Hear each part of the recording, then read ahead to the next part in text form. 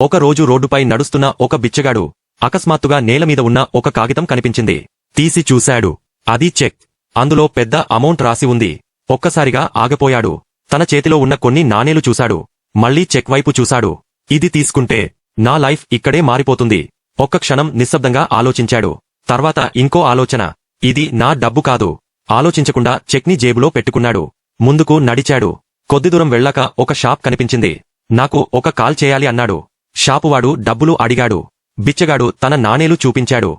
అవి ఇచ్చి ఫోన్ వాడాడు. పిసి ఫోన్ దగ్గరికి వెళ్లాడు. చెక్ వెనుక ఉన్న నంబర్ చూశాడు.